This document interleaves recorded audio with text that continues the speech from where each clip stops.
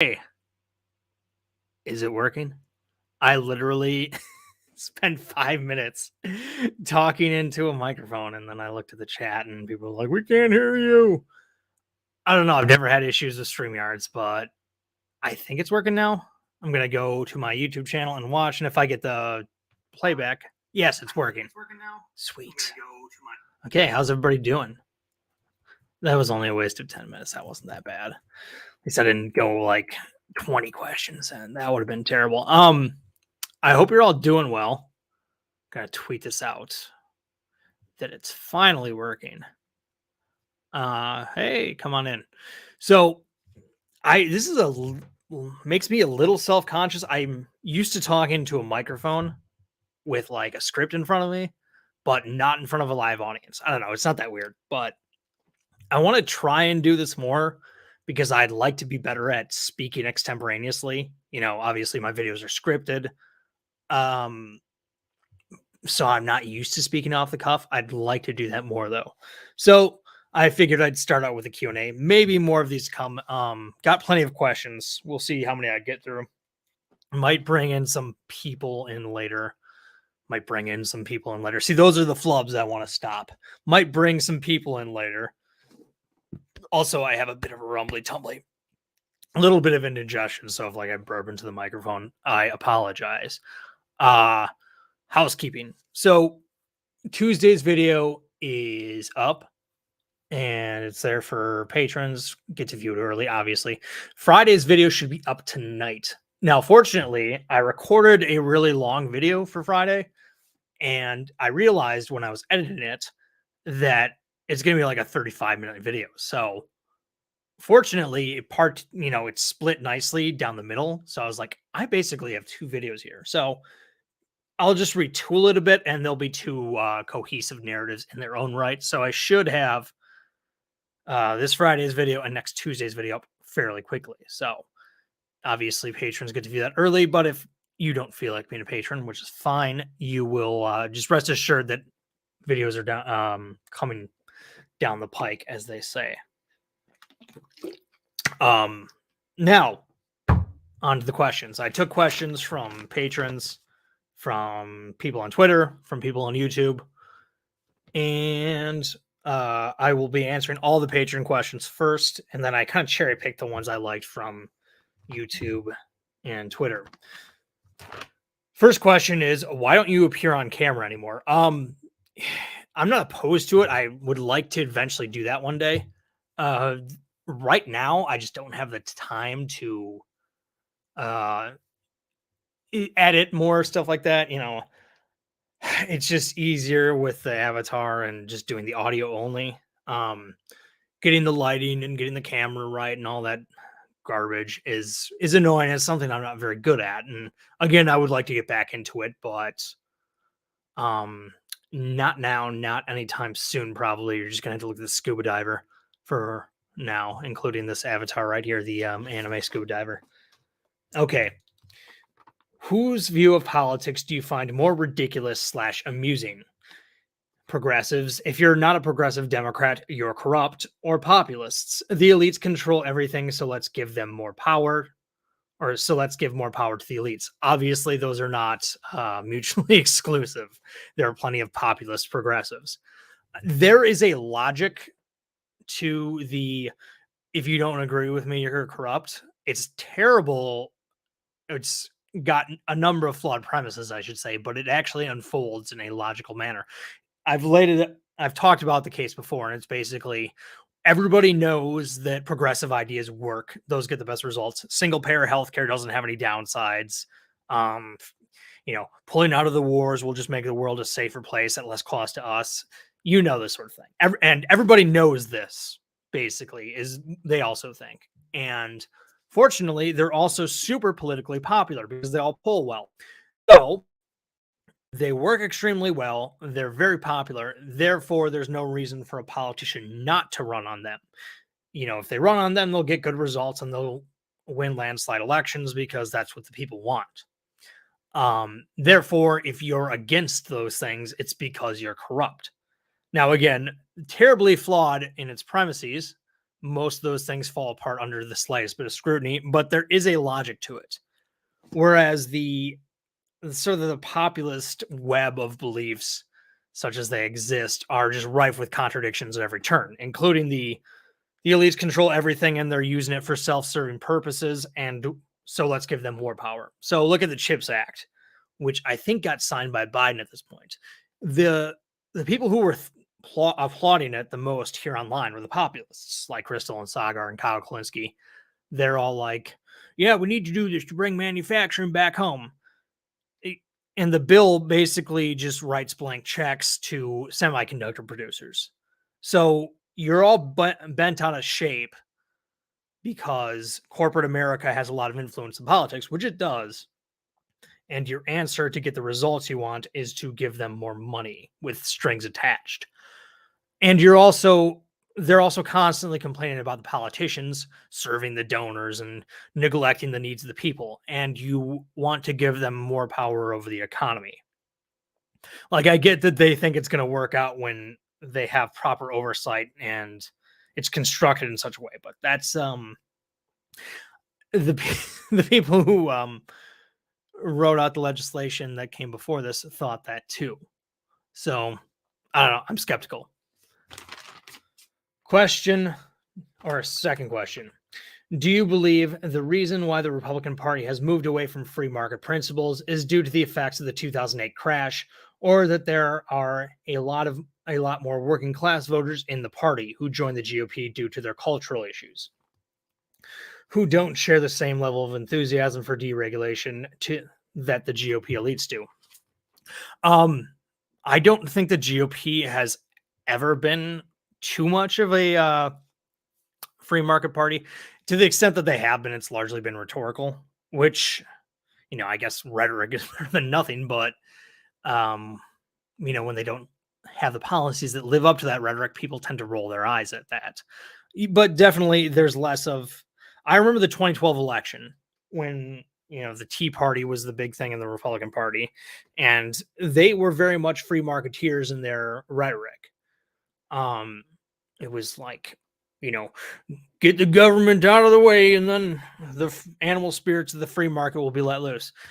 And part of that was because some of them genuinely thought this, but they thought that they said that Obama was this Kenyan Marxist socialist Maoist bent on planning the economy. And so they really wanted to draw themselves in opposition to that, rhetorically, if not in policy.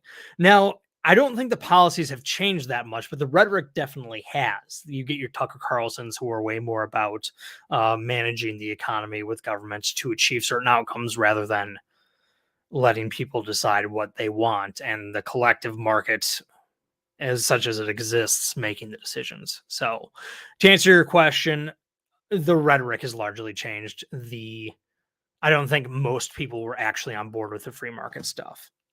At one point in time, it seemed appealing because it was drawn in contrast to the Kenyan Keynesian Marxist socialist guy. But I don't think that the rank and file were ever really that much on board with it.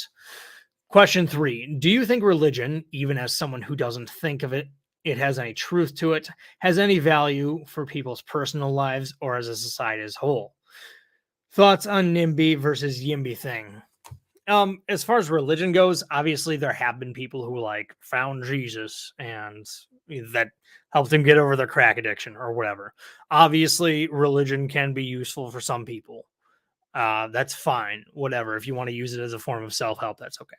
As far as societal wide, the best case I've ever heard for it is that churches and religious institutions become these, sort of communitarian things where they're a source of social capital. When you go to church, you have a number of connections with people. So if you need to get your kid a job, there's somebody at your church who can help you out. If you're, down on your luck or whatever, there's a community of people who can help you. That's the best case I've heard for religion, organized religion, I should say. And it works for one religion just as well as another. I've never seen evidence that a mosque is not as good as a church for creating social capital for the people involved. So that's my thoughts on religion. As far as NIMBYism and YIMBYism, I get the idea. You like your neighborhood. You don't want it to change. It's got character. Um, it just goes into the larger thing that I hate that people can tell other people what to do with their property or whatever. I get it if you're playing really, really loud music or you want to build a concert venue in the middle of a neighborhood. I get why people would hate that. But so there are limitations to it, I suppose. But in general, I think people should be able to do what they want with their property as long as they're not directly hurting anybody else. Okay. Question number 4. What are your thoughts on the more counterculture groups of the right wing, e.g., the Groypers, Michael Malice, Curtis Yarvin types? Do you think they do more harm than good? Are they representative of a future of conservatism, or are they a passing fad? Well, I certainly hope those guys are a fad. I'll be honest, I don't know who Curtis Yarvin is, so maybe he's great, maybe he sucks. The Groypers, they can go fly a fucking kite. Their racial politics are collectivist and gross. As far as Michael Malice goes, I haven't followed him that closely. I know a lot of people like him. As far as I can tell, he's one of those. He just seems like one of those soft mega types who just likes owning the libs. I think that is a. I think owning the libs is a gross obsession with the right that it needs to get over. It's kind of childish, and I don't think it appeals to the broader public. I could be wrong about that, but what do I know? Question number 5. What are your thoughts on abortion? And lastly, what's your opinion on transgenders in sports, particularly the ones that are playing in female sports? I'm pro-choice. I thought that the trimester distinction or the viability standard of Casey was more or less good. Roe v. Wade was poorly decided, but that's a legal question. That's not really about abortion per se. I don't feel strongly about abortion though, so the fact that it might be legislated differently is not that big of a deal to me. Again, I oppose it in principle because I believe in bodily autonomy, but I understand that people think it's another human being at stake. So it's not a debate that I pay terribly close attention to. And if I was a woman, I might feel differently, obviously. As far as transgenders in sports, if you have someone who went through puberty as a male, they most likely have an advantage. So in general, I think it's a bad thing. But again, I really don't care. It will make female sports watchable, and that's my misogynistic joke. So there you go. Cancel me for that. 6. What would you do if you found a dead body in a hotel room? I would first check the pockets to see if this dead person had a wallet on them. And if they did, I would take their cash. And then I would find a new hotel room. And I would probably tell somebody on the way out. If bald people work in a restaurant, do they still need to wear a hairnet? I don't know. I've never worked in a kitchen or a restaurant. You would think, because, most people aren't just like straight to the skin bald. Most of them have some hair up there. So I would think you'd probably be a good idea. Plus, isn't there like those things catch like flaking off skin, right? So probably a good idea just for safety purposes, just for caution. Number 9. Yeah, next question. If man developed from monkeys, why do we still have monkeys? Well, that's not true. Man shares a common ancestor with monkeys. We are, monkeys aren't great apes, but I don't think you're making that distinction. So yeah, we share a common ancestor. The reason why monkeys are still around is because they occupy a different evolutionary niche than we do. So they're able to procreate and get their resources in ways that we are not, or the ways that we don't. The Neanderthals were occupied Homo sapiens similar niche, which is why they're no longer around, because we killed them or bred with them so that they're extinct. Obviously, most organisms on Earth are still bacteria. Everything came from bacteria. Those still fill an evolutionary niche that humans or dogs or whatever don't. Zalmi T with a super sticker. Looks like a Shiba giving me a thumbs up. Thank you. I actually petted Shiba today. Her name was Amy. She's a good girl. Okay. Next question. If you punch yourself in the face and it hurts, are you weak or are you strong? Well, you're strong because anybody punching me in the face, unless they're like a 5-year-old, is gonna fucking hurt. That doesn't make you weak. If Mike Tyson is his prime got punched in the face, granted, it would have to be by another boxer, it would hurt, but obviously you are of your own stature, so you're by definition punching somebody in your same weight class when you're punching yourself. Uh, you're strong because it's difficult to punch anybody, much less yourself. I have not been punched in the face, but I've been cross faced in wrestling, and that hurts like a motherfucker. I've sparred in boxing. I don't really count that though. That's not the same thing as punching somebody. So yeah, but it's not easy to punch somebody. It's kind of it's something that doesn't come naturally to some of us, anyways, in my experience. Next question. If you had a weekly podcast with a fellow YouTuber, who would you pick and why?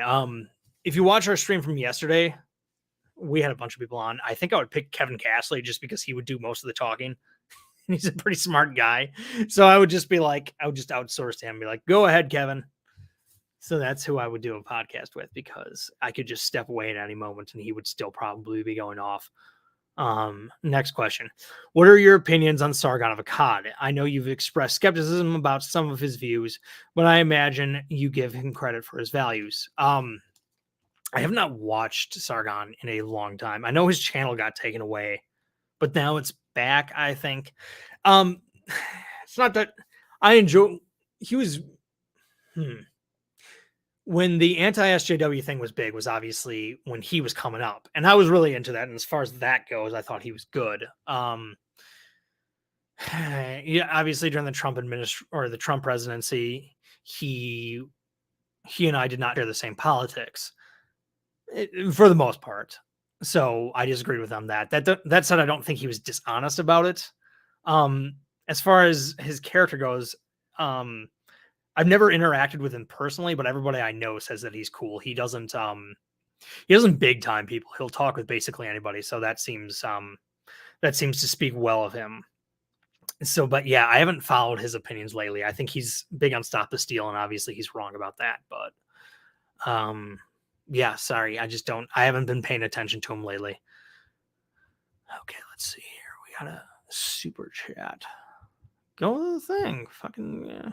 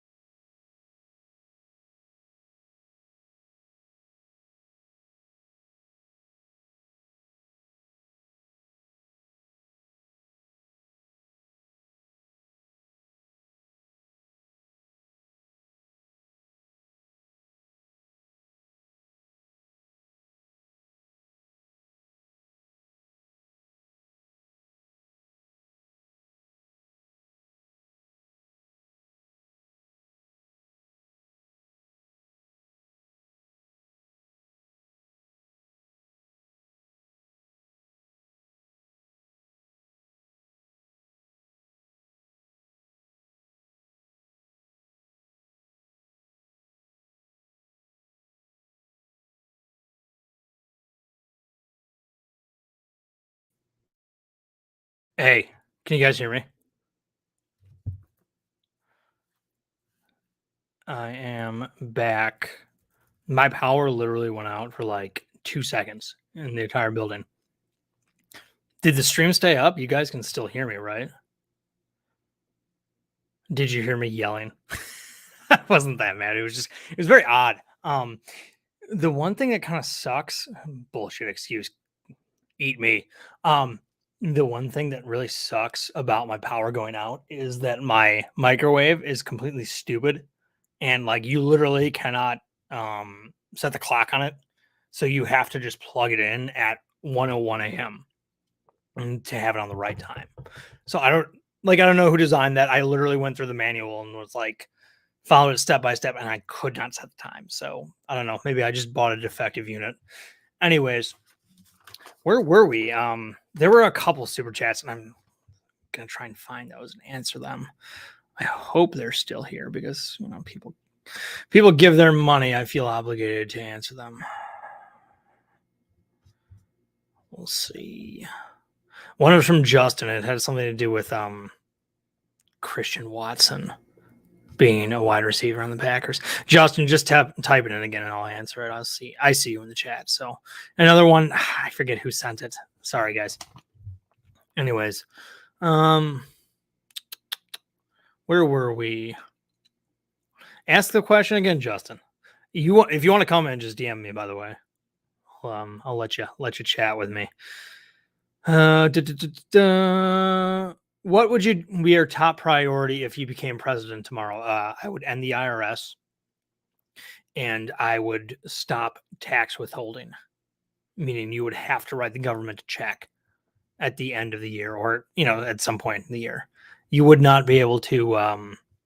I think the government has expanded so much just because of withholding. It's allowed taxes to go that much higher because they're what do you call it? It basically just hides some people just take for granted that they have after tax or gross pay and then net pay. Show. How do you feel about Alan Lazard being the wide receiver number 1 on the Packers, and why does it make you cry? I appreciate the well thought out answer to this question. Thank you so much. Heart you. I heart you too. Alan Lazard has shown flashes of greatness. I don't know if he's going to step up and be number 1. I hope. Excuse me. Obviously, he's not Devontae Adams, and he's never going to be Devontae Adams. He's just not that level of player. If he can play up to the potential we've seen, he can be a number 1 wide receiver. I think that they have some talent on their receiver core, but they really need to step up and soon. Otherwise, the Packers aren't going to have too much of a passing attack. We'll see. Oh, we got another one. When traveling at subsonic speed during the last 1 hour of hypersleep, which vector of the Romulan nebula will suffer the wrath of the impenetrable quickening? The one on the right. That's what's going to happen. That's the one that will suffer the wrath. That's I think. Anyways. Okay. Who is the best TYT contributor? Oh my god, that's like asking who's the tallest kid in kindergarten. Jank is the moderate on the panel now, except he's probably the most obnoxious on the show. That new chick is hot that Sean talks about. I like her, but again, she has stupid commentary. I'm assuming you mean like who's the most reasonable. And I don't think any of them are. I mean, I guess Ben Mankiewicz, he helped found the company. He's never there though, so I don't know if that you might not allow that answer. Michael Shore isn't terrible and he's actually knowledgeable. But again, he's also not there that often. I like J.R. Jackson because he wears a Packers hat, so we'll put him at that. Well, he's the best TYT contributor. A $49.99 super chat from Muted Growl. Who is the best pitcher in baseball? Max Scherzer, Jake DeGrom, or Edwin Diaz? My answer is that baseball sucks and it's unwatchable. Sorry. I don't watch baseball, so I couldn't tell you who the best pitcher is now. I maintain that Randy Johnson is the best pitcher of his era, though, because that's the last time I was watching baseball was during that era. Okay.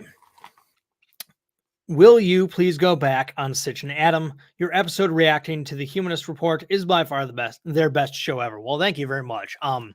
This question was asked before I was on the 200th episode, so I have been back on there since. For the most part, I got positive reaction to my appearance then, even though I only probably spoke for a couple minutes just because it was so crowded. But I'm not opposed to going back on for a show. I'm sure they would have me if I asked, and wouldn't be surprised if they invited me on some point. But yes, I would go back on. Take these two opposite views. On one hand, Ben Shapiro believes that the left is more dangerous and have a higher chance of gaining power in the U.S. politically and culturally. On the other hand, Jerome Brook believes that totalitarianism will arrive in the U.S. in the form of a right-wing government, one that combines religion and secular religion, for example, environmentalism. Who do you think is right in the long term? I am skeptical that the entire country could be taken in by one of these. The nice thing about Americans is that we're a boisterous bunch and we're hard to get everybody on the same page. That makes certain things difficult, but it makes it very difficult to have an authoritarian take over. I think that a socialist takeover is more likely, though, because I think more people are receptive to government programs and government management of the economy than they are very fundamentalist traditional Christianity. It's not that couldn't happen. Like, what's that show? I've never watched it, but I know it's their go-to. It's got the ladies with the red ponchos and white hats. Whatever. Am I saying that's impossible? No. Do I think it's likely? No. Do I think a socialist type thing is more likely? Yes. 17. Are you hyped for Elden Ring? I was, not because I played any of the Dark Souls games, but because it's like an open world sort of Skyrim-esque game. So I bought it, and I don't play video games that much anyways, and I was really hesitant to buy like an open world one that's going to just take hours and hours of my life away. But I bought it, and then I downloaded it, and I was like, this looks fantastic. And then I played it for about an hour, and it was impossible. And I have yet to go back. I'm not opposed to it. I'll probably revisit it at some point, but it's just like, oh my God, they just throw you in the world, and I have no idea what I'm doing. So yeah, I'm probably going to have to, like, I don't know, read a manual or something on how to play it because it's that hard. I was like, everybody warned me that it was hard. It's like, how hard could it be? I grew up with video games. Oh, it is impossible. I didn't even realize you couldn't, like, I mean, you can bring up a menu, but you can't pause the game. Like, if you bring up the menu, some guy can still come and murk you and you're done for.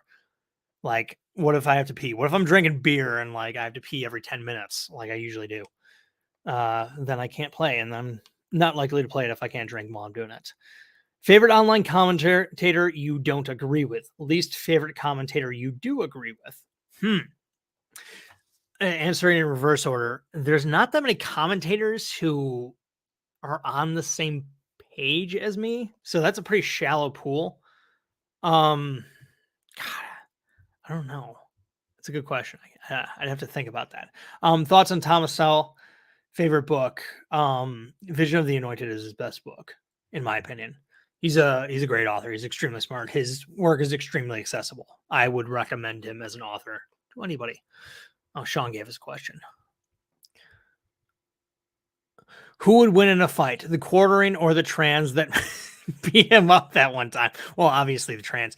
I'll get to Sean's other question that he asked because I think it's a worthwhile one.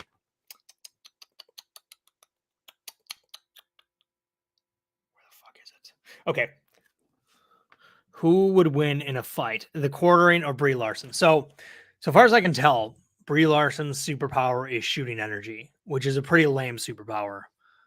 Whereas Jeremy's superpower is being able to dig through trash cans and eat moldy food that people haven't consumed themselves, which probably means he has incredible intestinal fortitude. So I'm going to go with Jeremy because whatever she shoots at him, he can just digest back up. Real question. Thoughts on Elite Theory and NRX? I don't know what either of those mean. Sorry. Elite Theory. Yeah, you'd have to be more specific. I guess I can look it up real quick, but I'm not going to be able to give you an informed response, so I'm not going to bother. Sorry, dude. Okay. What is your favorite novel? I don't read that much fiction. The last fiction books I read were the Game of Thrones books, and I really liked those. I liked On the Road. I read that back in college. That was a really good book. That'd be interesting to revisit because it was kind of, yeah, it's about the beatnik culture of the 50s, which is something that I think I was more receptive to back then. I don't know. I'd have to revisit it. It's a good book. It's a good read. Jack Kerouac is an interesting writer. Favorite online commentary you don't agree with? Oh yeah, okay. I think David Pakman's pretty smart. And that's probably because I agree with him more than I agree with your average lefty YouTuber. So maybe that's kind of a dodge on your question. As far as personality goes, I honestly think Kyle Kalinske and I would get along in real life if we weren't talking about politics. And same with you. Actually, I think he and I have similar interests. But yeah, I'm gonna have to go with David Pakman just because I agree with him more. Opinion on Joe Biden so far. Our expectations were low, but holy fuck, I don't think he's doing well. I hope that there is a primary challenger to him that's more palatable to my interests, and I hope that the Republicans nominate somebody other than Donald Trump so that I have an option in that regard.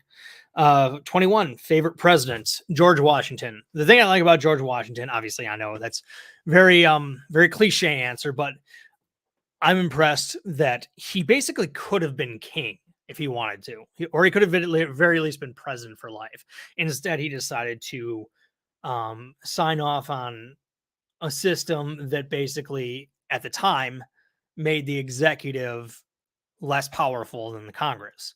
And he obviously put all these norms in place that um, held the power of his office in check. Like, I'm sure, as most of you know, the 2-term thing was just a norm that he started, and obviously FDR broke that, so they codified it into law. So yeah, I think just the fact that he could have had, like, he basically threw the ring of power into the Mount Doom. He had the courage, I don't know what the word you would use, the discipline to do that, which I think is impressive. Christian Baller, 4.99 super chat. Thank you. Have you thought about asking Sitch/Adam to set up a debate between you and Kalinske? They're my friends. I think it'd be rude to request that. If they, I know they do have debates on their channel. I don't think they're anything formal though, but if they're like, hey, we're going to debate politics, maybe I'll throw that idea by them. But yeah, I think that there's something a little presumptuous about asking somebody to use their platform to your ends, their connections to your ends. They know Kyle. I don't. I don't know. I think to just straight up ask them would be a bit of an abuse of my friendship with them and their platform. So if they want to make it happen, that's up to them. I'm not going to prompt. I'll suggest the idea if they're soliciting that sort of thing, but I'm not going to go out of my way to ask them. If you understand the etiquette of that. Okay, those are what's your favorite breed of dog? That's easy. That's Corgi. Corgos are the best dogs. I love English bulldogs. I love any dog that's like, I love all dogs, first of all, except for, I don't really like Great Danes. Those are a little too big for me. But, and that's not to say they're bad dogs, but they're big and they're really jumpy. But any dog that's really long and has stubby legs, I love. Basset hounds, corgis, bulldogs. Those are all good dogs. What are your thoughts on Australian firearm policy? The only thing I know is that they did build a registry and eventually did a mandatory buyback. That's my understanding of it. I could be botching those details. Obviously, I'm not for that. And so if that is what actually happened there, and I'm sure it's a little more complicated than that, then it goes to show that the people who are concerned about a gun registry aren't crazy. when they talk about how it's going to get their gun seized, because that has happened before.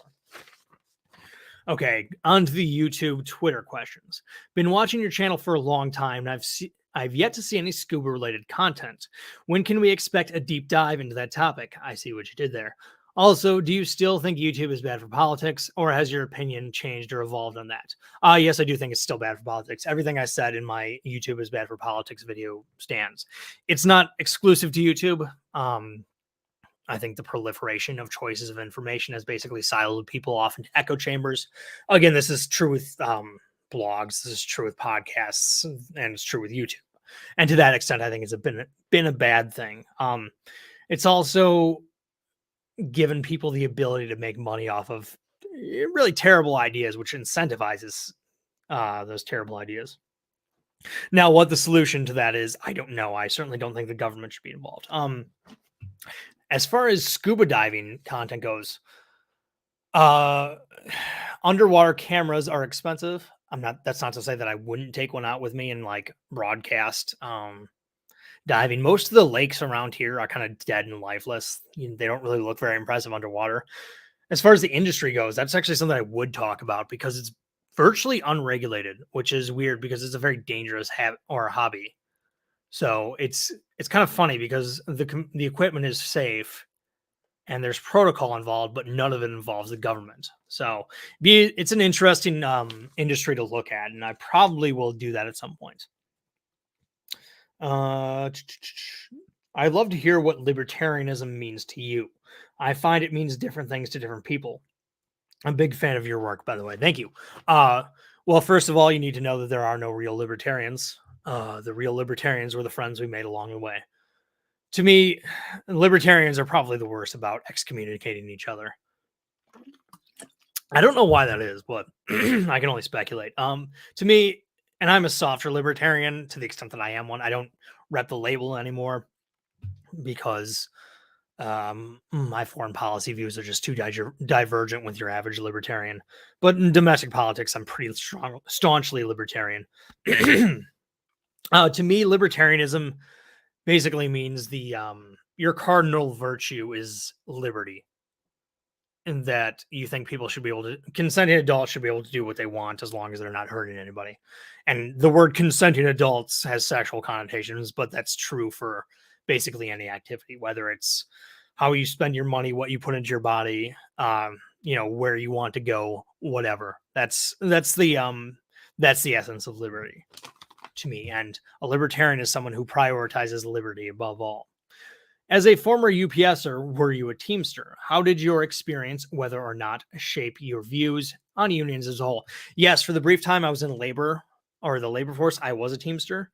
I didn't particularly care for the union. It seemed like there was a lot of favoritism within it. Seemed like it protected bad workers. These are anti-union talking points, but in my experience, they were true. And then when I got to management, I really hated the union. And part of that is just because I understand that the union stewards and the union guys are doing their job of enforcing the contract, and that's their prerogative. I think in a lot of ways it did constrain us not from running an operation properly. But obviously, that's not to say that they don't have any benefits. They've protected some workers in some instances. What happened to your old videos? What are you talking about? Which videos? I think some of my real old ones I put on private, but you'd have to be specific. Saw somewhere you had people guess where you are on the political compass. My question is, where do you see yourself on the political compass, and how many guess right? I pretty much every time I take that test, I'm in the bottom right quadrant, which is liberty. Oh, what are the two axes? I'm obviously pro liberty. Then I'm I forget the other one, but yeah. So I'm in the bottom right, and that's basically where most people guessed I would be. Right wing libertarian. Yeah, that's what I am. Some people were like, "You're left of center." I don't know where they get that shit, but every so often I get one of those people who accuses me of being a socialist. Would you describe yourself as an anti-federalist? To build upon that, do you believe there is still an important divide between federalism and anti-federalism within the U.S.? If so, how do you believe it manifests itself? I mean, obviously, there's always a debate over the size and scope of government. Is it along those lines that the anti-federalist federalists were? Probably not. I think a lot of their questions are a little esoteric at this point. The big thing that the anti-federalists were wrong about was that they wanted a Bill of Rights. And a Bill of Rights sounds great, except what their critics said would happen has happened, in that once you formally write out what rights people have, the default assumption is going to be that the government has dominion over everything not in that. In other words, everything excluded is in the government's power, whereas it should be taken. A constitution should grant government powers, and everything outside of that is not within its authority. Okay. Andrew Morrissey, $10 super chat. Thank you. Great content from you and AJW, and Kirk Wilcox lately. Do you think there is any hope for Nikki Haley to get the nomination in 2024? She is one of my favorite Republicans. Also, have you had Skyline Chili? Skyline Chili, is that the stuff they make in Cincinnati? I haven't had it. No, so I haven't had it. Thank you for the compliment. Yeah, AJW and Kirk make great content. I'm sure most of you are subscribed to them. You should check it out. I think I see a Bengals jersey in your profile picture, so I'm guessing that's the Cincinnati chili that Skyline Chili is. No, I've never had it. It does look good though. Do you think there's any hope for Nikki Haley to get the nomination? I doubt it. I don't think she just doesn't have the name recognition. And I think she's at odds with most of the voting Republican base. So no, unfortunately, I don't. And that's too bad, because I think she would make a decent president. Zalmi T 999 super chat. Your videos are cool. Thank you. I appreciate that. Not everybody agrees, but that's the nature of the beast, right? What would your advice be to someone who is stuck in the mindset of the game is rigged and that politics in the US needs a hard reboot? Okay. The first thing I would do is ask them, what does it mean that it's rigged? Because rigged is a vague word that you'll get lots of different answers for. And then I would ask them, what does an unrigged system look like? What does their ideal system look like? And why do they think we're not having that? And for those who think that a hard reboot, like, what does that mean? Does that mean a bloody revolution? Does that mean a complete rewrite of the Constitution? If it is like a chaotic thing, like a revolution, what are the odds that their ideas are going to come to the fore versus somebody worse than them? Because in all likelihood, revolutions frequently eat their own and don't end too well for a lot of people. So, I would advise caution with the, let's throw the Monopoly board off the table and start over. I don't like that idea. Let's see here. Do you like to consume content you disagree with, like Charlie Kirk, Kalinsky, and TJ Kirk, or just when researching videos? If it is the second, do you have a method to research popular opinions or topics on the left and the right? So what I do is I get my actual news from like newspapers. I read the New York Times, I read the Economist, I read the Wall Street Journal. I read, established organization. Now people are going to call me an establishment bootlegger. So be it, whatever. I also read books and books on topics that I like. And then over the course of the week, I watch everything from Kyle Kalinsky to Breaking Points, Young Turks, all that stuff, and see what's of interest to me. And then if they talk about something that I know is bullshit or is at odds with what I've read, then I have the makings of a video. Usually what happens is I'll read a book and I'll have, obviously you don't remember everything you read. I'll keep notes on it. And then Cenk Uygur will say something that's completely untrue. And I'll remember, hey, Timothy Snyder in his book on the Bloodlands just said this is bullshit. So then I'll go back, read the book, compare it to what Cenk said, and see if I can get, 5 pages of text out of that. And you got a video. So that's my process, more or less. I try to plan videos out ahead of time, but then like inspiration like that just kind of hits. And all of a sudden I go from not having anything to having a full video written. Where were we? Would you make a Kyle Kalinske fluff video if the Bucks lose to the Knicks in a playoff series? Okay, so that's not going to happen anytime soon. So if it happens this season, this coming season, I will do a Kyle Kalinske fluff video. That's the statute of limitations on it. But no, the Knicks are not going to beat the Bucks at all, much less in the playoffs. Do you think America can withstand and reverse course on divisions we face, or are we on a road to inevitable collapse? I don't see a collapse coming. I think America's more resilient than a lot of the doomsayers think. Do I think we're headed to a civil war like a certain real journalist likes to tell us? No. Am I alarmed when I hear Lauren Boebert talk about how the left wants to exterminate the right? And you have people on the left who say that about the right too, that they want to exterminate them.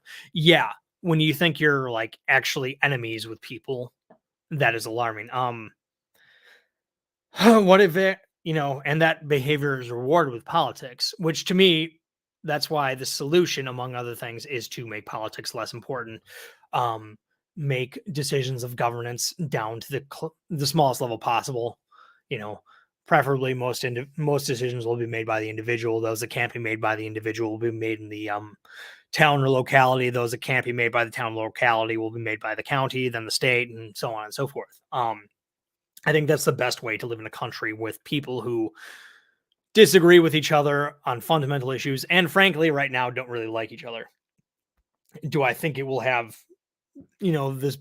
Do I think we're coming to a boiling point? I'm skeptical of that. I think a lot of look at what happened after the FBI raid. Steven Crowder was like, war! And then what was his war? He sold a t-shirt that said fight on it. That's a Cenk Uygur move. To a lot of people, that's what fighting is. It's just speaking more vituperatively on the internet. It's a LARP. Actual Justice Warrior. God, I fucking hate this guy. $5 super chat. Who would win in a fight? The Quarterin with a grizzly bear versus Sargon with a bear that smells like moldy peaches. Well, so the moldy peaches, Jeremy would be attracted to those and start eating them. And the grizzly bear probably would want them too, so they would end up fighting each other. So Sargon and the bear would win by default because their opposition would be fighting amongst themselves. So that's what would happen with that. Excellent question. Where are we at? Do you think, yeah, okay. What is your favorite and least favorite political figures of the last 10 years? My favorite, none of you will expect this answer, but it's actually John Boehner, former Speaker of the House. Why do I love John Boehner? Because he was a slobbering drunk who was constantly crying and like just yelling, subject to wild mood swings. I love him because it's how I imagine myself as a politician. I have no ambitions of running for public office, but if I was ever in a leadership position, that would be me, just constantly sloshed, corrupt as all get out, taking all sorts of money from people, yelling on the House floor when some stupid bill is going to pass. That is what I love about John Boehner. My least favorites, oh god, it's probably Bernie Sanders. He's not the most grating, but just the movement he launched was despicable. Scratchy McDump Waffle, $2 super chat. Have you read Democracy, the God That Failed? Years and years and years ago. Probably will have to go back to it. I wonder, is Elite Theory from that? If it is, I don't remember it. Sorry, I couldn't answer your question earlier. Digging deeper with a $4.99 super chat. What do you think of the Capitol Hill Autonomous Zone? Personally, I think it's a tragedy and a comedy that all rolled into one. Is that the didn't that happen in Seattle where like those anarchists partitioned off their own part of the city? That is a failure of law enforcement. They had no right to that property. That was public property. Those people should have been kicked off when they set up their little camp. The fact that that was tolerated is a disgrace and a show of, and really a failure of the state, because that is not their right to do that. Do you think, okay, who do you think you'd prefer in 2024 between Biden and DeSantis? DeSantis, I don't know that much about him. I know he got prominence because he ended the lockdowns quickly, which is good. And everything I've seen, I didn't like the whole Disney thing, trying to leverage what corporations do. I hate politicians who are too involved in the culture war. So I have no idea. Obviously, he's doing that to boost his political standing with the base because that's what they care about. How he'd do as a president, I think he would be a capable administrator. So I would definitely vote for him over Biden in a heartbeat. Fat Brown Buffalo, $10 super chat. Thank you. Are mega Republicans like Boebert, Marjorie Taylor Greene, Gates, etc., worse than progressive Democrats like the Squad, Sanders, Warren, and Jayapal? They seem to get much more scorn from the mainstream media. So, I think they're dumber than those people. And they call it anti-intellectualism. Really, these people are just like leaning into their stupidity. And so, whereas like I don't think AOC is particularly smart, but she pretends to be smarter than she is, which is kind of a nod to intelligence, or paying lip service to it. Marjorie Taylor Greene called herself a Christian nationalist. As far as I'm concerned, that's just about as bad as it gets. So, to the extent that that's embraced, I don't think Matt Gaetz gives two shits about Christian nationalism. He's accused of far worse, but I think would he go on board with it would he ride that wave if he thought it was to his benefit? Probably. So I'm going to have to go with the mega Republicans of that nature. Though the squad types they're no treat in their own rights. Scratchy McDumpwaffle, $10 super chat. Thank you. Elite theory is a sociological school that theorized about the elite class in society. Pareto was among them, and Gramsci was influenced by them. American writers include James Burnham. Cool, I'll look into that. Thank you for the suggestion. Okay. I've heard relatively sober people opine that the American era is over, and that the ascendancy of China is now a foregone conclusion. Have you any thoughts on this topic? China is in such a terrible spot demographically that I don't see that happening. Obviously they've accomplished impressive things, but I really don't think that they're going to overcome that demographic decline. And plus, I think they've drank their own Kool-Aid to a certain extent. They think that they can accomplish more through planning and heavy-handed governance than they actually can. They seem dead set on being able to control COVID still. They can't do that. And it doesn't matter that they have so many, that there's so much power in the state and that they can do whatever they want. It's not, what do you call it? They're not as clever as I think they are. Okay. Third time I asked this question. Sorry, I didn't get to it earlier. This is the first time I've seen it. Would you visit North Korea if you had the chance to go there? Why or why not? Would you try and film stuff there? No, I would not go there. It's not that it would be very interesting to see, especially if you could get behind the curtain, so to speak, and see the areas that they haven't deliberately prepped for you. But who is that guy? Otto, I forget his last name. He stole a sign or whatever, and he was in a prison camp, and now he's dead because they just beat the shit out of him. So no, it seems way too risky. Especially, I'm sure I'm not on some North Korean list, but if they Googled my name, they could figure out what my views on socialism were pretty quick. So, do you remember Nesquik having banana flavored milk in the late 1990s? Most people seem to never have heard about it. I don't remember that. My parents did not buy Nesquik, which is a shame because Nesquik is tasty. Banana flavored milk. Are you sure that's not one of those Berenstein Berry universe things? What's the name of that theory? And it was your mind floating to another universe or whatever. I can't remember the maybe it's that. Scratching McDumpwaffle with a $2 super chat. NRX refers to Mencius Moldbug, Nick Land, and such. Okay. No, I don't remember Nesquik. My favorite thing about Nesquik is when the bunny drinks the milk, his ears twist. Whenever I drink something delicious, I imagine myself doing that. Obviously, I don't have ears, but would you ever have a discussion with Dave Smith? So Dave Smith is way more famous than I am. So yeah, on that alone, I would talk to him. He's very popular, and I'm not sure why. Every time I listen to him talk, I'm relatively unimpressed. But yeah, it would be interesting to pick his brain. What's your preferred genre of video games, if any? I like retro games like Nintendo 64 and Super Nintendo and that sort. I like open world games like Skyrim. Oblivion, I liked that. So I don't really play that many video games, but I'm going to play Red Dead Revolver or Red Dead Redemption at some point. I have 1 and 2, and I've played neither, but I hear they're great games. The reason why I haven't is because I know they're a time sink. And you will probably not see any YouTube videos for a long time if I start those. So I don't want to get sidetracked at any point.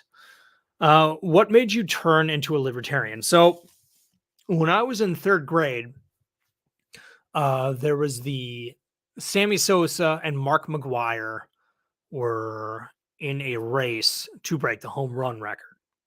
What does it have to do with libertarianism? Well, I'm about to explain.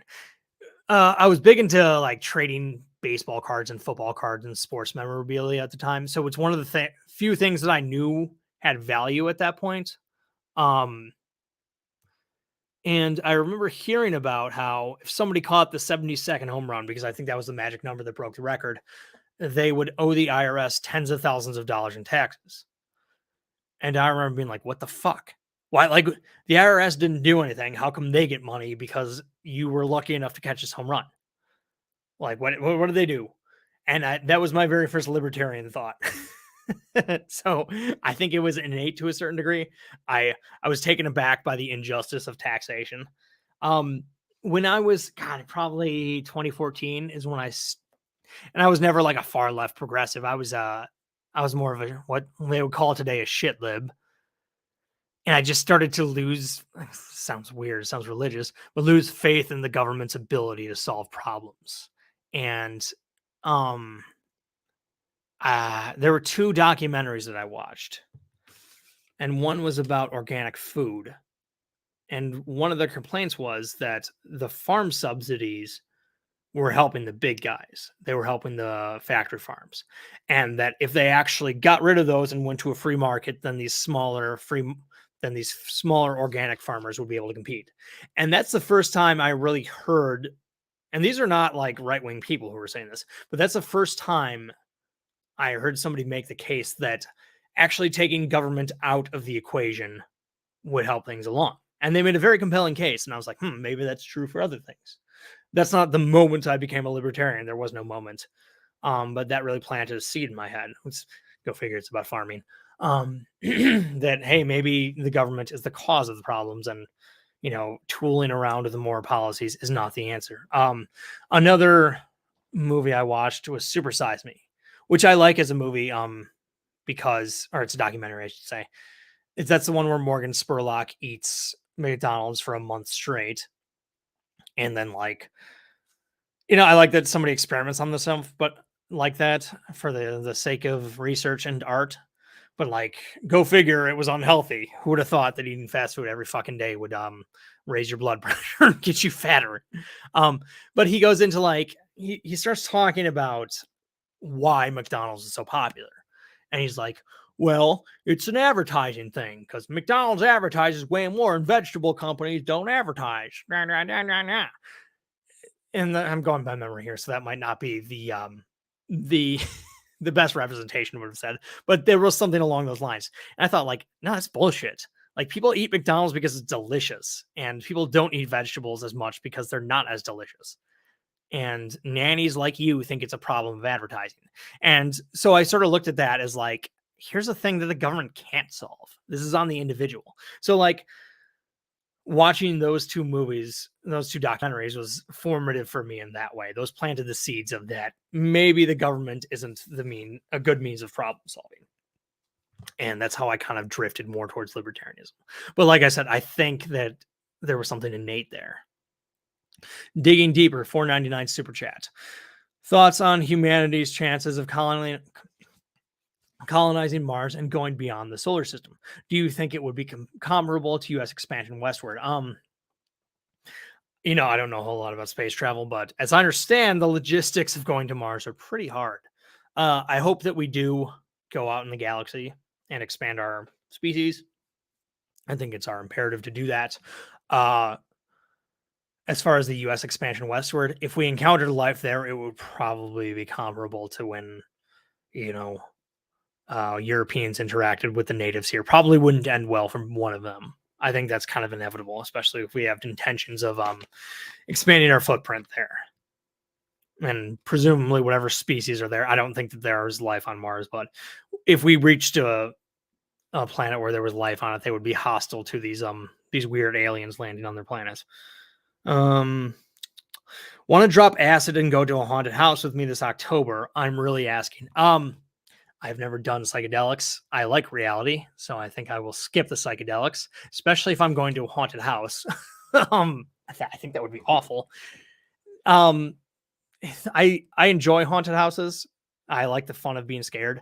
Thing is, they really are good at scaring people. It's more than jump scares. They do the I'm claustrophobic, and they really can get you on the claustrophobia. So that's the one reason I've avoided them for years, but they are fun, and hopefully when I can get over my claustrophobia and go back to one of them because they're fun. But no, I'm not going to take acid. I think that would end badly for at least one person. What are your thoughts on China's so-called debt trapping scheme?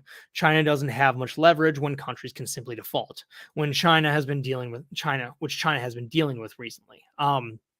So as far as I know, one of the aspects of the Belt and Road Initiative is they build some sort of infrastructure, whether it's a dam or a port in these developing nations or underdeveloped nations, and they loan people money to build them, and then they staff it with Chinese workers, and it's Chinese software, and basically it just becomes the people that are dependent on the Chinese to operate this whatever this new piece of infrastructure is. And then they write them loans that they know they can't pay back, so it's sort of, if they default, it effectively becomes theirs. Like I said, I haven't read too much on the Belt and Road Initiative, but as I understand, it's another aspect of the Chinese not being as smart as they think they are. They are over leveraged, and they are dealing with defaults, and that's not working out the way they hoped it would. But again, that is just my passing understanding of it. Okay, where are we? GIF or GIF? GIF is peanut butter. GIF is the little animation. I don't care what the guy who invented it said. It's GIF. The internet has decided. Anyone who says GIF is wrong. GIF is peanut butter. You are a lot more hawkish than most libertarian. Bleh. You are a lot more hawkish than most libertarians. Do you think the U.S. getting involved in other countries is a good thing? I don't think the U.S. should get involved for the sake of getting involved. So it's not a good thing in its own right. We have geopolitical interests. We should try and advance those. If that necessarily means, that getting involved can mean a range of things, whether it's just, trading with a nation or outright invasion. Hopefully it's more so on the soft power of things. America has tremendous amounts of soft power, and we should exercise that to bring countries closer to us. Those are my thoughts. Are you familiar with public choice theory? And if yes, what are your thoughts about it? I'm a big fan of public choice theory. I've talked about bootleggers and Baptists before, and that is the guys who wrote that are public choice theory adherents. Public choice theory is basically the idea that you can look at politics through the lens of economics, insofar as people are pursuing the rational self-interest. And so in the case of politics, a lot of the conclusions about politics and that are that politicians are not going to be these noble stewards who serve the interests of the people. They're largely going to pursue their own goals. And I definitely subscribe to that. Public choice theory, I think, is a pretty valuable lens on which to look at politics through. Why the fuck can't I sleep? Because you're listening to me. That's why. I'm too interesting. You can't sleep because you want to know what I have to say next. Can you confront Kyle Kalinske at his next major event? No, that would be incredibly creepy. People already think I'm obsessed with him. I'm not showing up to wherever he is. If he, I know like Crystal and Saga are going on tour, and I'm assuming that Marshall and Kyle are going to go with them. If they went to like Milwaukee or something, maybe I would go see them. But no, I'm not going to confront him in public. That'd be weird. Moot FM 7.99 super chat. Thank you. If every American had to vote like the Australian model, would the rhetoric be toned down? Probably not. I think the non-voting public is largely uninformed, so they would just that'd be a wash for each candidate. Honestly, that's how I think it would play out. So they'd still be competing for to shore up their base, which, obviously, I guess in the scenario where everyone had to vote, it would be either their their base votes for them or they vote for a third party. So yeah, I think it would largely not make a difference. That's my guess, though. I don't know exactly how it would play out. I wonder how it plays out in the Australian system. Digger Deeper, 499 super chats. A thought on China's current real estate debt crisis and banking runs. I saw the CCP sent tanks to protests. How do you think it will end? Oh God. I don't know a whole lot about the real estate crisis. I remember watching a Vice documentary on this years ago, and they it's Vice, so whatever. They're going to be sensationalistic and all that. But they seem to think that there was this gigantic bubble. So who knows what's going to happen there? Sorry, I can't give you a more concrete answer. 199 super chat from Chris Baller. Thank you. What do you think your least popular opinion is? That's a good question. My least popular opinion is I'm assuming you're talking about politics. I have some relatively obscure opinions and other stuff that I don't think people would like. I seem to get a lot of pushback when I talk about how people should or how big tech should not be regulated as they don't have an obligation to be of service to anybody. So I generally get pushback for that. That's something the left and the right agrees on. Brandon Garcia with 129 MX dollars or something. I don't know what currency that is. I'm sorry. Is it the peso because you are Mexican? Mexican here. The rhetoric does not tone down. Trust me. Okay, I believe you. That's what I thought. But you seem certainly not in your country does the rhetoric tone down. The Justice 35 $5 super chat. Thank you. Love your work. Keep the vids coming, and I hope that you and Destiny can connect. I think you'd have a fruitful discussion on many topics. He's actually played a couple of my videos on the streams before, so I think I could at some point. I'm sure we would have plenty to talk about. I'm not opposed to it. I know my friend Patty has talked to him. You guys disagreed though, so I don't know if Patty's still in the chat. But yeah, I'm definitely not opposed to talking to him. Let's get back to these questions. Okay. Are you familiar? Why the fuck can't I sleep? Can you confront Cotton? No. Can you set up debate between? Okay, that I was already asked that in the super chat. What would be your ideal overtime rules for the NFL? I'd like to see both teams at least get a possession. I think definitely what they have is an improvement over what it was. What it was first team to score anything wins, and basically the vast majority of the time a team would kick the field goal, and that'd be the game. I wouldn't be opposed to switching to college overtime. I think that would be cool. One of the things I remember when the XFL came back, they were in 2020, they were experimenting with different overtime rules, which was cool. And then unfortunately COVID happened and that shut down the XFL. But one of the reasons why I hope the USFL or the XFL makes it is so that they can experiment with things like that before they make their way up to the NFL. But definitely I forget the overtime rules they made. They switched for the playoffs. But I think in that both teams at least get a possession, if I remember correctly. Sees the memes of production 499 super chat. You didn't write anything, but thank you. I'm sorry if you meant to write something. I'm just not gonna see it. Right in the chat, maybe I'll see it. Let's see here. How can one be sure at all that they are correct about anything political? It's a good question. The usual answer is like, you got to get like information from lots of sources. Just listen to as many people as possible. I'm skeptical of that because usually when people encounter views that are counter to theirs, it's they kind of double down. At least that happens in my experience. The best way to test what works is to actually put it in practice at like a state or local level. That's one of the reasons why I'm federalist, or I believe in federalism, because you can draw something up on the chalkboard and say that it works and believe that it works in theory. But when the rubber meets the road, that's when you're actually going to get a good idea of, because inevitably there are going to be things that you didn't consider. So that would be my actually put them. My solution is to actually put them in practice, but obviously not at the national scale because there's a number of reasons why that's not a good idea. Enemy Scroll 999. I'm sorry, I mispronounced your name. Thank you for the super chat, though. How should the U.S. remedy its history of racism and disenfranchisement of colored people? Are systemic criticisms valid? If so, what should be done to maintain institutional integrity? It's a good question. Obviously, racism was horrible. Slavery was horrible, and those things do have legacies.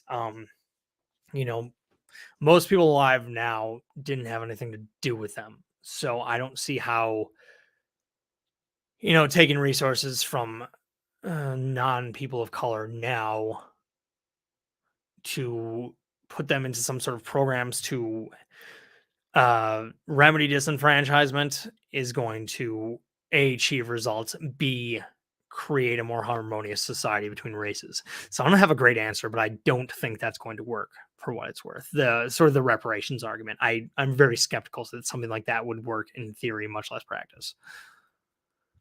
Okay, seize the memes of production. It looks like your question worked this time. Send in another chat because I'm stupid. Would you participate in an actual political blood sport? Like, would you box Kyle Klinsky if given the option? Maybe. Like, he's quite a bit taller than I am, so he's got quite a bit more reach. I think I'd wrestle Kyle. Maybe I'd knife fight Jackson Hinkle or something like that. No, I honestly, like, I'm 33. I don't want to get hurt. I don't want to get a concussion. So probably not. But I don't know, if the opportunity presents itself, maybe I'll look into it. What are your thoughts on MMT? This is from Christian Baller 199 super chat. Thank you. I think my friend Kirk Wilcox is right when he calls it PMMT, print more money theory. I think it is economic hocus pocus. I am going to read Stephanie Kelton's book soon enough. I have a few books on MMT, so I'm going to look into that more. I'll be honest, I haven't researched it thoroughly, so I couldn't give you a great answer. But from what I've heard, it sounds like usual left-wing economic bullshit. Okay. I'm losing my voice here. I haven't spoken this much in a long time. Okay. Do you think populist right or populist left more dangerous, or both about the same? Also, what are your issues? What are the issues that put you at odds with libertarians? We kind of answered that with the Marjorie Taylor Greene versus AOC question earlier.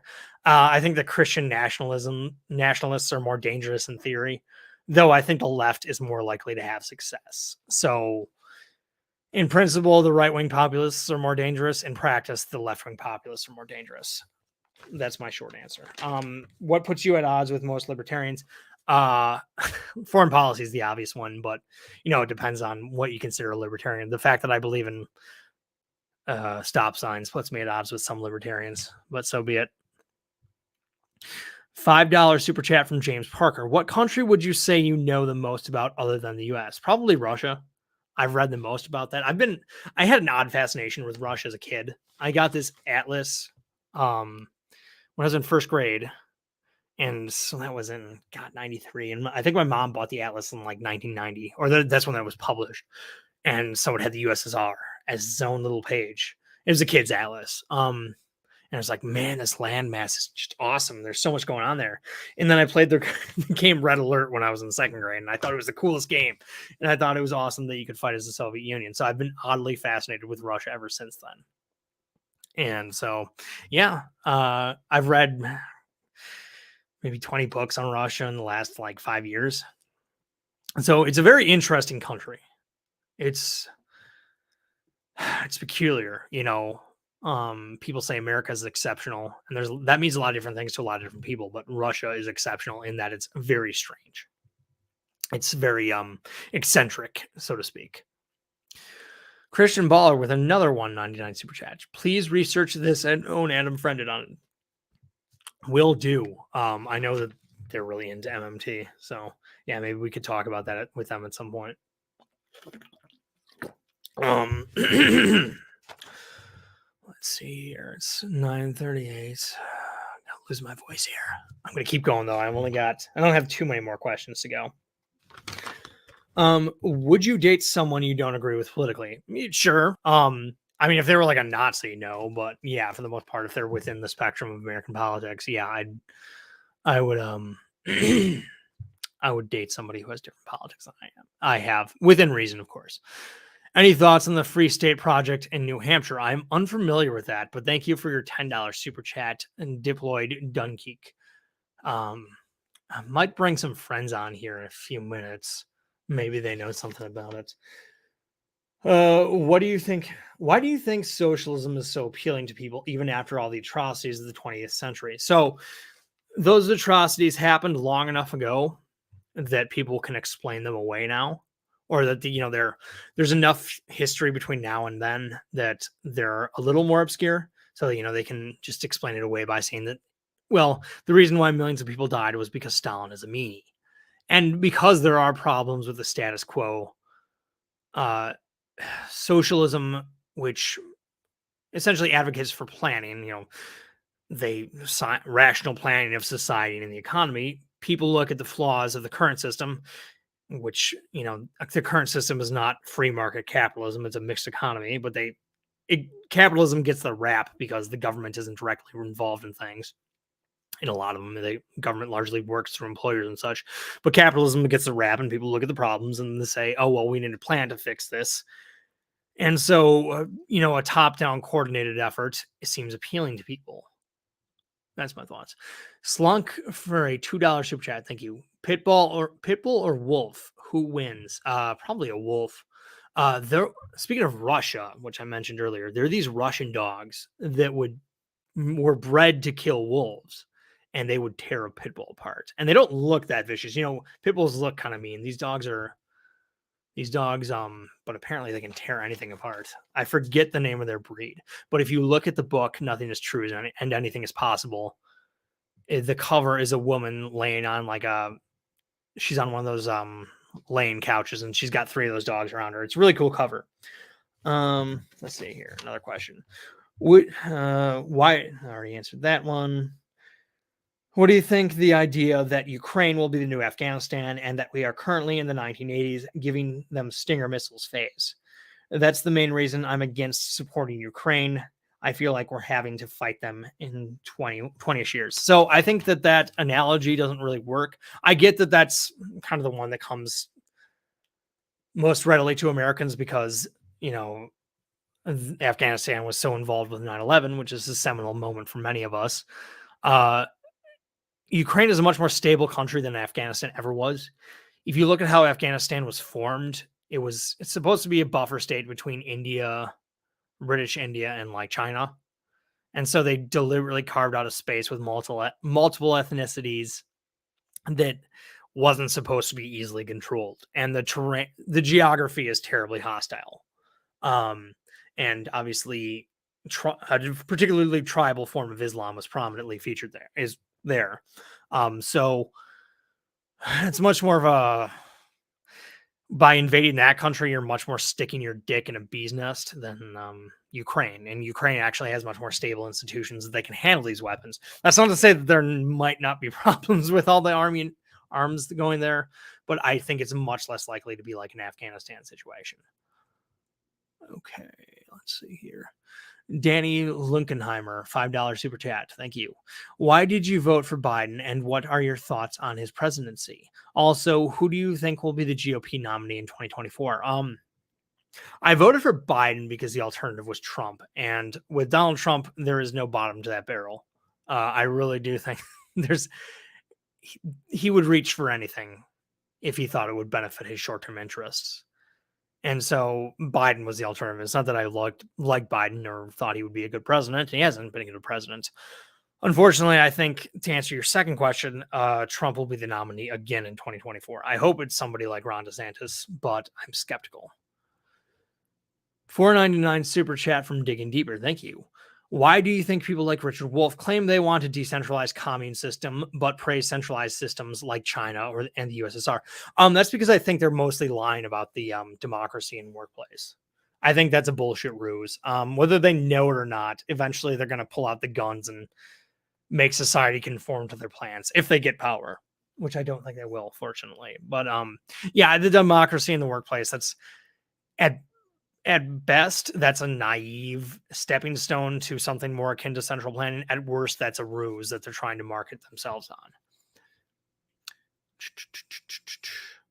Danny Lukenheimer, $2 super chat. Who's worse, Robert Reich or Richard Wolff? I'm going to have to go with Richard Wolff. Both of them have terrible ideas. I think Richard Wolff is further to the left than Robert Reich, but Richard Wolff's delivery is so much more obnoxious too. Like when he tries to sound really dramatic, ooh, spooky. Like that shit's got to go. At least Robert Reich doesn't do that. $4.99 super chat from sees the memes of production. What do you think about left-wing movements like Rojava, shows what I know about that, or the Zapatistas in Mexico? What do you think about the left libertarianism or anarchism in general? I don't know a whole lot about the left-wing movements in Latin America other than that they're catching steam. I know a lot of them are kind of at least as far as I can tell, are more or less aligned with Venezuela, which would be really bad because Venezuela is a basket case, and they're obviously anti-Americanism. Left libertarianism, I think, is bullshit. If you want to control, if you're a libertarian, then you like, why should you be able to control people's economic decisions, but not be able to control their, their bodily autonomy or whatever, or their, social issues or whatever? Why is one form of liberty good and the other form of liberty bad? I don't get it. Anarchism, I just think, is unworkable. I think you need a state that has a monopoly on violence. The opposite is chaos and would end in violence. Let's see here. $4.99 super chat from Arnett. Me. Thank you. Have you ever thought about doing a video on the economic policies of Nazi Germany and debunk the idea that they weren't socialist? Yes, I have. I read a very lengthy book about the Cold War. And one of the things that the author said, the author's Norwegian, Adar Vestad is his name. One of the things he said is that when the Soviets, took over Eastern Germany, it was really easy to convert things to their way of doing it because it was basically a centrally planned economy. Now they were also in war. So, it was war socialism, so to speak. So who knows what the Third Reich would have done in peacetime, but yeah, definitely they were not capitalist as some people would have you believe. Let's see here. John Wayne. Wow, John Wayne, California, $5 super chat. When was the last time you read Ayn Rand? I read some of her essays 6 months ago. Her essays in the Unknown Ideal Capitalism. She's an interesting writer. Oh, I read her one of her essays on environmentalism when I was writing that video on Don't Look Up, which again I thought was a decent movie, but I think that Ayn Rand's essay about what an emergency is was relevant to that essay, and that what a lot of the climate change alarmists are trying to do is make an emergency out of everyday life so that they can push through their agenda. And I think she warns about that in that essay. I forget the name of that essay. I bet Kirk would know because he's the one who recommended it to me. Abdi Mohammed sent me a tweet. I can't click on it from here, dude. Sorry. Did you DM it to me? Okay, well, I'm going to look at it some other time. Sorry, dude.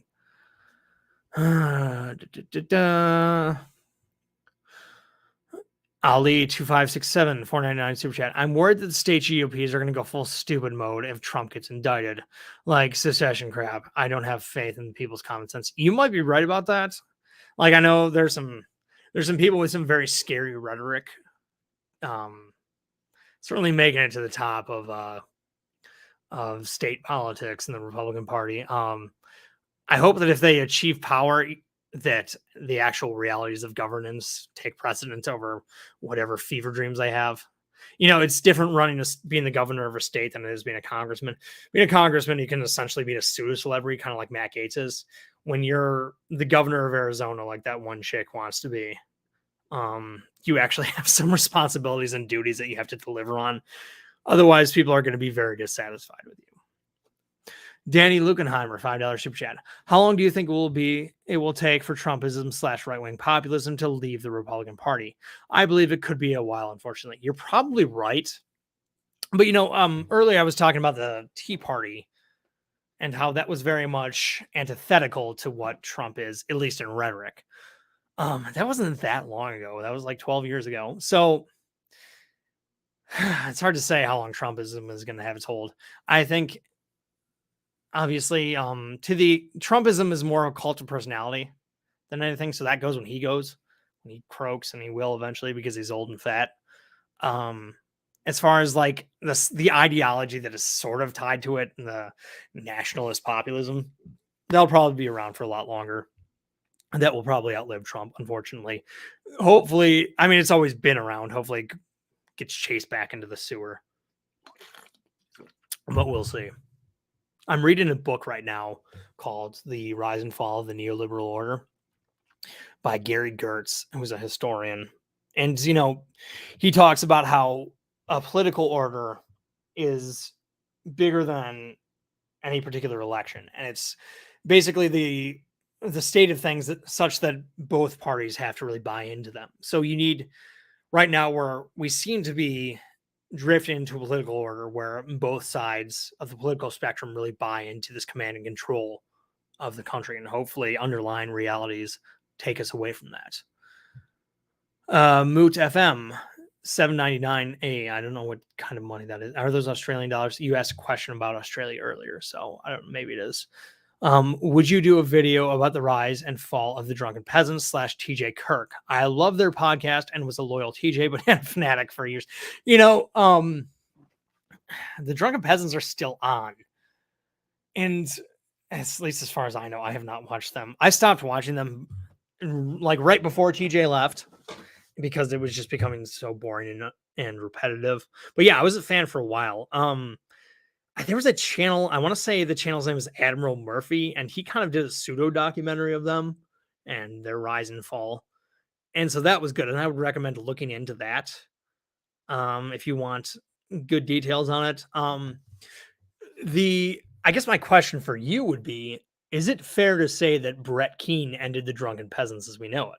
Because I don't know if you remember, but it was one of those it was TJ, Paul, and Scotty were having a pseudo episode, and they were covering Brett Keane, and Brett Keane mentioned some salacious detail about Ben, and then Ben took the video down, and that was the straw that broke the camel's back for TJ, and that was the catalyst that caused him to leave. Now he probably would have left anyways, just because apparently there were behind the scenes disagreements, but I guess we'll never know.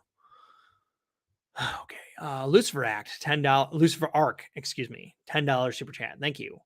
I was told by socialists that people governed everything, that if it's centrally ran, then it's not socialism. Yeah, that's their linguistic maneuver. It's if the government is not responsive to the needs of the people, then it's not really socialist, is it? Because democratic socialism is like saying wet water. Yeah, the thing is, those totalitarian states certainly said they were representing the people. They always claim to have the mandate of the populace. It's only in retrospect that they become not real socialism, but you know the drill. And if they get their way, it'll run through the same cycle. Christian Niemitz talks about that. He lays out the cycle of socialism in his book, The Failed Idea, or Socialism, the Failed Idea That Never Dies. It always starts out as, oh, this is democracy in action. The Soviet Union, people said that. Mao's China, they said that. East Germany, they said that. And then things start to fall apart, and they go, well, what about this in the West? And what about this in capitalism? And then shit really hits the fan, and they go, it was never true socialism. And usually they're out when it was never true socialism is that the government was not responsive to the people. So the people weren't really in charge. So that's the line of casuistry and hand waving they employ. Gora Cero, $5 super chat. Do you think Americans can rebel in the modern era? People point to Vietnam and Afghan, but they are poop nations.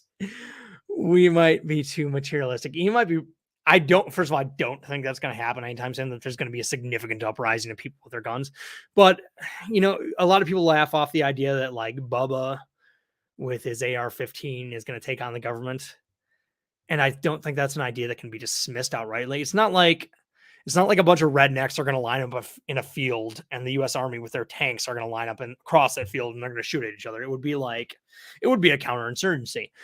And what are the odds that one of the reasons why we didn't win Vietnam and why we didn't win Afghanistan is because we were unwilling to do what we've done in the past to win wars, which is kill pretty much indiscriminately. And that happened in Vietnam, that happened in Afghanistan, but the government relentlessly tried to cover it up. The government was ashamed of it. Whereas before that, and wars past that, people wouldn't have seen. And that has really hampered our ability to fight war. Now, that's probably a good thing. And I think it speaks well of us that we at least care about the appearance of not doing that. Look at what Russia's doing in Ukraine, and they're not even worried about the appearance of conducting war in a more humanitarian way. But what are the odds that the American government is going to do that to its own citizens? Probably less than it's going to engage in that sort of total war that it didn't do in Vietnam or Afghanistan. So I don't think it's going to happen. But I wouldn't rule the rednecks out. That's all I'll say. Colt Savage, $5 super chat. Which party do you think will win the White House and Senate in this midterms, or the House and Senate in this midterms? Also want to be the best case scenario for the country when 2025 comes politically. I think at this point the Democrats will hold on to the Senate just because in some of these key races they have better candidates. Like I do think John Fetterman's going to beat Dr. Oz. And I don't think it's going to be the landslide that some people seem to think it will be, but he's a better candidate. I do think Raphael Warnock will beat Herschel Walker. I guess we'll see. I think Ron Johnson will win Wisconsin, but I think I think that you probably will have a wash in the Senate. If not, maybe a small Democratic gain. I'm guessing Republicans are going to take the House, so you'll get split governance. Oh, as far as what comes in 2025, the best case scenario, I have no idea. Hopefully we get somebody who's president who is not Joe Biden or Donald Trump. That's my answer for you. Danny Lukenheimer with another super chat. Thank you. $5. It's sad that so many individuals on the right are embracing economically left-wing ideas. Why do you believe this has become the case? Like I said earlier, I think the extent to which the right embraced free market ideas was always overstated. Part of it's the populism and political realities. The white working class is now a bigger constituency for the Republican Party that are a big part of the audience for Fox News and AM radio. And a lot of these people feel that they've been left behind in the era of globalization. So the idea of economic planning becomes more appealing to them because, a lot of them and a lot of people looking at them in their state think that it would be ideal if they could turn a wrench in a factory and not leave Ohio to do that. And because of the 1950s, we have this idea in our head that that's the ideal lifestyle. And that's how America ought to be. And I think a lot of it's nostalgia. So yeah, like I said, I don't think free market ideas were ever really that popular on the right, but certainly they've dropped it rhetorically, and I would say it's because of those underlying factors like that. $2 super chat from Danny Lukenheimer. Who would win a debate between Kyle Klinsky or Ben Shapiro? I suppose that depends on the topic. I think Kyle could catch Ben Shapiro pretty flat-footed on religion because I think the case for religion, certainly that Ben Shapiro makes, doesn't hold up well. On most other subjects, I think Kyle would lose because Kyle has a very superficial take on politics, and Ben Shapiro could just go a little bit deeper, and Kyle would be left with his dick in his hand. Fat Brown Buffalo with a $2 super chat. Just want to say that geese are noble animals. No, they're the worst animals. They should be fed into a meat grinder. If geese went extinct tomorrow, life would be much better. Okay, back to these questions. How are you enjoying those gas prices? After all, you voted for them. Not that your vote mattered in the most safest, most securest election ever. So, look, I knew when I voted for Biden that his control of the joystick that controls the economy in the Oval Office would not be as good as Donald Trump's. Donald Trump really knew how to work that joystick. And of course, that joystick also controls gas prices. It really got out of hand, but now Biden seems to be working it better after all gas prices dropped. So that was obviously becomes he got better at the joystick. But as far as how do I like it, it's been worth it every penny. To I would pay $10 a gallon, $10 a gallon for gas to watch you cry, because Daddy lost, and you can't accept that. So grow the fuck up. You've talked before about how capitalism is generally a force for good in the world, though it serves some things poorly, i.e., journalism. To counteract the negatives that capitalism creates, would you imply government regulation would be necessary? Obviously, journalism is one topic. There are other problems other than capitalism does not suit too well. No, I don't. For the most part, I think the flaws in capitalism are not well fixed by government, unless you're talking about like air pollution. Then I could see room for some regulation there. Like in the case of journalism, involving the government in that would only make things worse. As low as the state of journalism is now, I think like putting a fact check administration like TJ wants, or like more government involvement in the media would just get you worse results. So as bad as capitalism has been to journalism, it would be it's the best option we have still. Ali 2567 499 super chat. Thank you. You can't forget about KK's temperament. He lost the debates to Charlie Kirk somehow. Ben would eat him alive. LOL. Probably. Yeah, he definitely got temperamental in that Charlie Kirk debate. I think the only time where Kyle had the upper hand was when Charlie felt the need to reflexively defend Donald Trump. If he was less of a Trump bootlicker and was willing to criticize the dear leader, he probably would have been a lot more nimble in that debate, and would have won running away. But yeah, I definitely think Charlie had the upper hand, which just says something because Charlie is not that smart. Spend one whole day with Anna or Jank, and why? Jank. I would like to debate Jank. I would like to talk with him. And if nothing else, if we ran out of things to talk about, we could watch football together or something like that. I don't think Anna would be as fun to debate. So there you go. What were the factors that made you vote for Biden? I already answered that when it's a super chat. There's no bottom to the Trump barrel. That's why. Best game of all time. I'm assuming you're talking about a video game. I might have to go with Batman Arkham Asylum. That game is incredible. It really is. Arkham Asylum was a great game too. Arkham Origins and Arkham Knight were not as good, but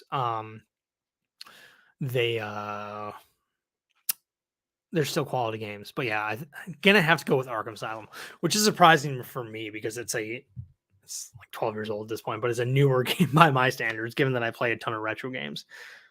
How long can you hold your breath? I don't know. Should we find out? I used to be able to hold it for a really long time because I used to meditate a lot, and a lot of it's psychological. So if you're able to just concentrate, you're able to hold your breath for a lot longer than you could otherwise. But I don't know. I'll have to time myself, and then next time I do a stream, I will give it a try. Why did my dad leave? Why did he stay for as long as he did? That's a question. I mean, look at you. Why wouldn't he have left? I would have left too. What made you an atheist? Were you always one? If not, then what religion did you grow up in? Does your atheism have any influence on your libertarian politics? So I grew up nominally Christian.